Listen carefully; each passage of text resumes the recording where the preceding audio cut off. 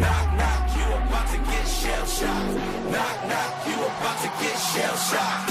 Knock, knock, you about to get shell shocked. Knock, knock, you about to get shell shocked.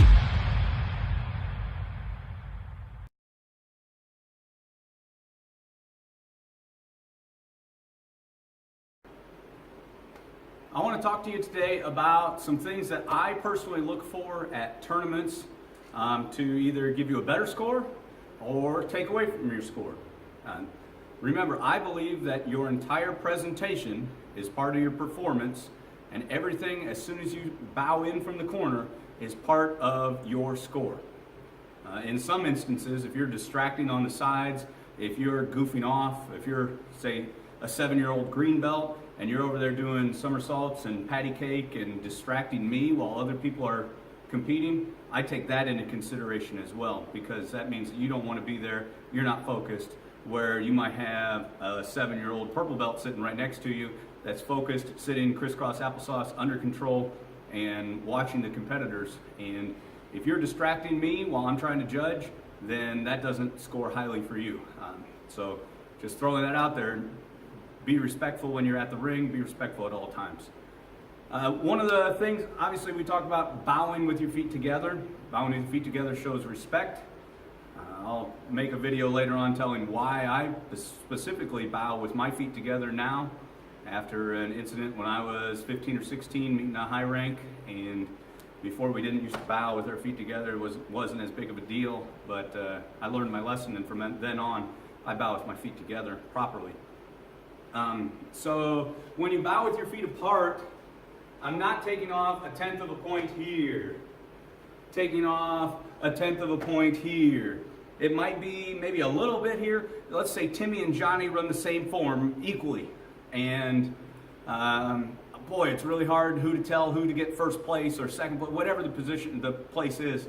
If Timmy bows with his feet together, nice and solid, and Johnny comes up there like this, well, if they run it equally, boom, Timmy's going to get it.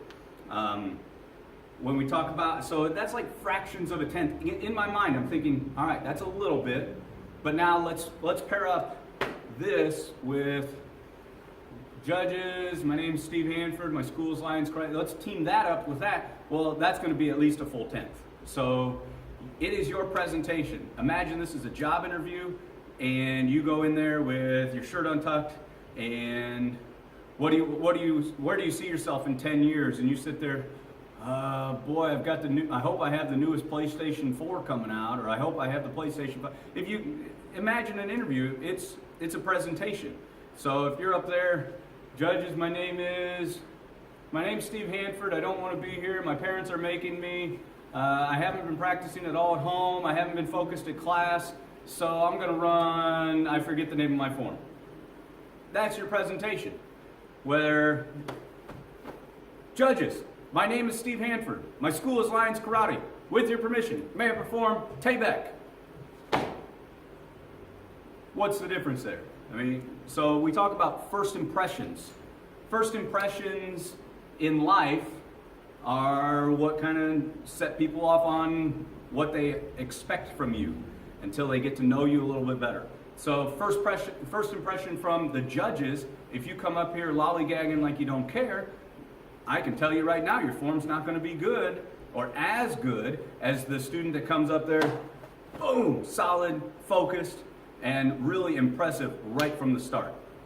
I'm not saying that a solid presentation is going to really jump you into first place if your form's not good. But if your form is as good as somebody else's and that you did a better presentation, in my mind, that's going to be maybe just a little bit better. Some things in forms. Once again, you bow, ready stance. That's part of the presentation. We're really working with that on our students. They come back and they bow presentation. They just go to ready stance. No. Bow, ready stance, and then you begin. When you begin your form, for our students, a front stance has all toes facing the front. So I need to see that facing the front.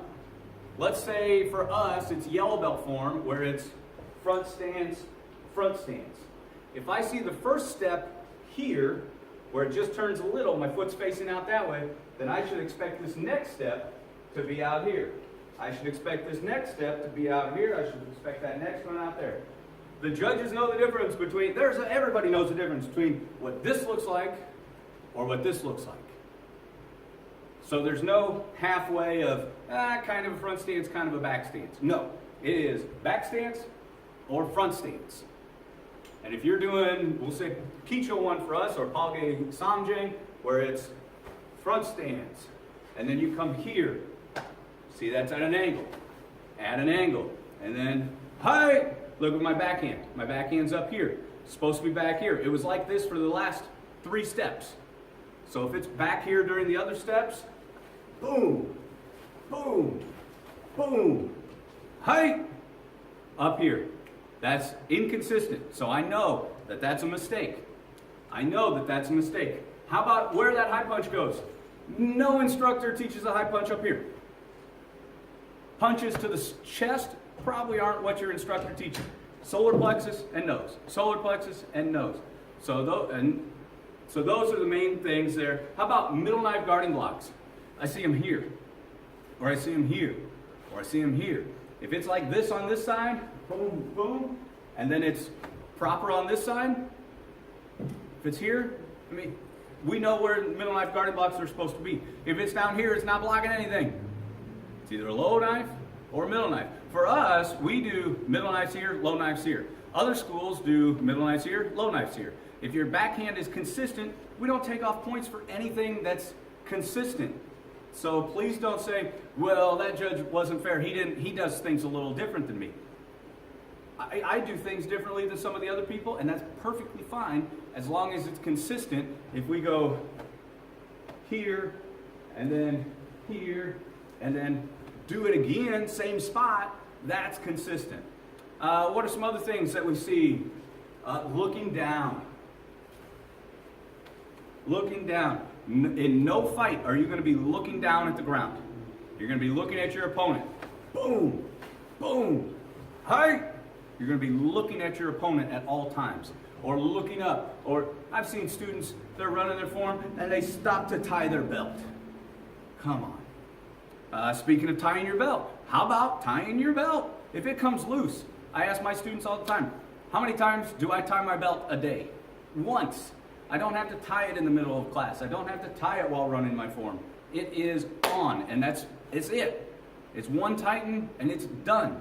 So go back to that job interview. If you come in and you have to fix your suit, fix your tie, fix your pants, fix whatever, I mean, that's not good. You should be dressed and ready. So at the corners, before you bow in, I always suggest to my students, you turn your back to the judges to tighten, just as you do to the flags or to the high ring. You fix your uniform, square it up, make sure it's tied, and then you come back around, you go to attention, ready stance, and you're ready.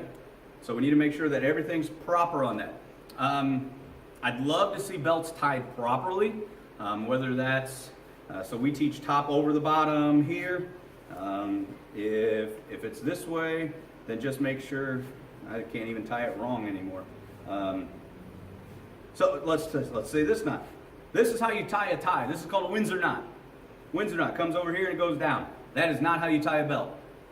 That is not how you tie a belt. So for us, top over the bottom looks like a fortune cookie. Looks like a fortune cookie. Your belts. How about length? So many. I'll mis-tie it here. How about go here, here. I just saw some pictures on the internet the other day. 7th degree black belt, lined up after his test, and his belt's like this. Boom. If you can't see. Boom. This is okay for yellow belts, maybe orange belts, but black belt level, come on. Come on. Quick trick on this. If my right side's longer, left side's short, this is my left. Left side shorter, I slide everything to my left, pull that over, ta-da, now they're back to level. Now what I do, I tie it a little more because for me, left one's up top, so this one has to go around and under, so I make it a little longer, so it goes over, under, through. Now for me, my right one kind of sticks out because of the type of belt, but right there, even. So any black belts out there can't tie your belt evenly, There you go. You're welcome. Especially in the black belt division, seeing untied belts. Oh my goodness. Oh my goodness. So I think that's most of the issues that we see. Looking down, stances that aren't consistent, backhands that aren't consistent. If your instructor teaches, so for us, back stances line up, boom, boom, boom. They're on a line. Other schools have it off the line. That's perfectly okay. If you do one stance like this, your next stance better be like that too, though. If you bring this one back in front, then that's inconsistent, and that would be a point off. Now, you're going to get some, I'll say, newer judges, junior black belts, sometimes get to judge.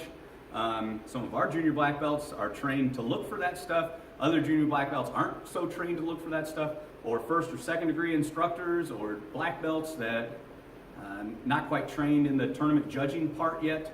But that's what you're looking for in your forms. Consistency.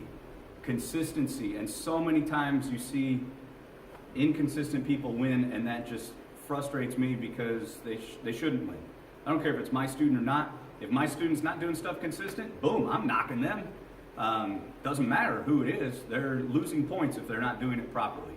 So I hope this helps for the competitors to know what the judges are looking for, and it also hopes that it helps some of the judges to be a little more prepared at the tournament and know, hey, maybe I can start looking for that stuff too.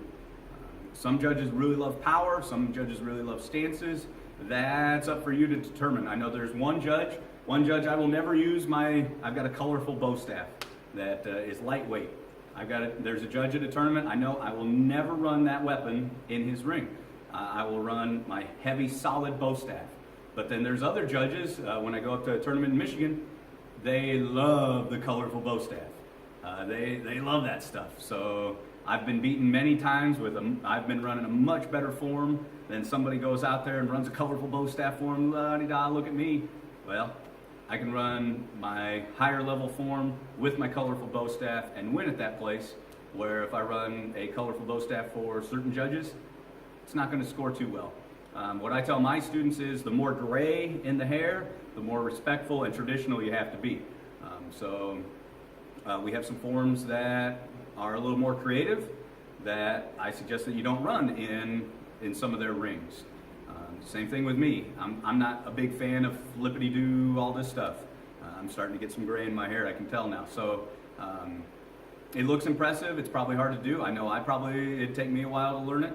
When I see those type of forms, I try not to lower my score too much on it. I look for consistency. A lot of times I look for application. Could it be used? If you're flipping your commas in real world, that's not good. And that's more of what our tournaments. There's a whole separate tournament series that's made for flipping and rolling and cartwheels and somersaults. So for our tournaments, a lot of our judges, they tend to look for practicality. But when I see that, I see how long would it take me to learn how to do that. So if I think I can do that really quick and it's kind of a basic technique, just looks flashy, then it doesn't score as high. But I've seen commas come back over. I mean, our tournaments aren't quite the place for that, but it's impressive and it's hard. It's a high skill, so they score appropriately. But for our tournaments, try to keep it a little more traditional. So I hope this helps, and good luck at the tournaments.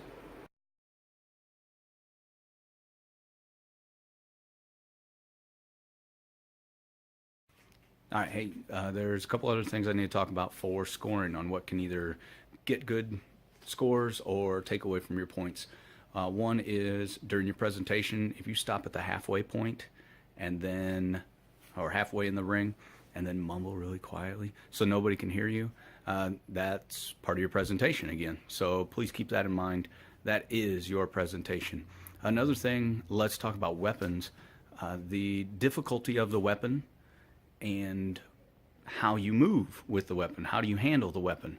If you're running the bow staff, like our basic bow staff form has no grip changes, nothing extra really difficult with it, where our basic nunchuck form has, you have to let go of it and catch it 4 times. You have to do that 16 times. So if you run my basic bow staff form and then a competitor runs the basic nunchuck form, it is a higher difficulty. So we have to factor that in. When you're talking, then you're using the tonfas and the kamas.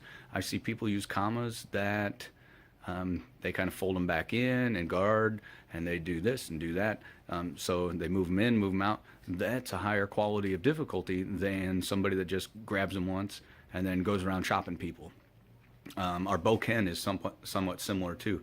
We have a boken form that, I mean, it's basic, and then we have a boken form that's much more difficult. If you're running a basic form versus a more difficult form, and the difficulty is apparent, then you'll get scored based on that.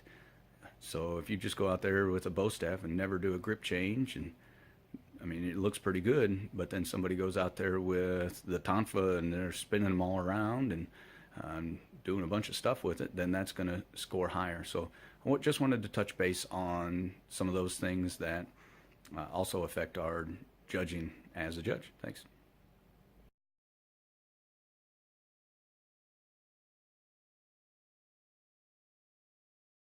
All right, hey, forgot one more thing. Intensity. I want to talk about intensity. When you go out there and you're just running through your form just because your mom said to, or because, oh, I better practice, better walk through it. If it looks like you're just up there just walking through your form, the judges can tell. The judges can tell. So if you're up there looking like you're killing people and defending yourself, then that's what we're looking for. Not just walking through it. And it shows in your forms, it shows in your power, it shows. So use power, use intensity, because if two people run the same form and one's super powerful and super intense, then obviously that's going to be at a higher score. So please use intensity, use power, make it look like you're defending yourself. Make sure the judges can say, wow, that looked like a real technique there. That would have stopped somebody. Rather than the alternative of, wow, they don't even want to be here. They're just walking through their forms. And the judges can tell that. So.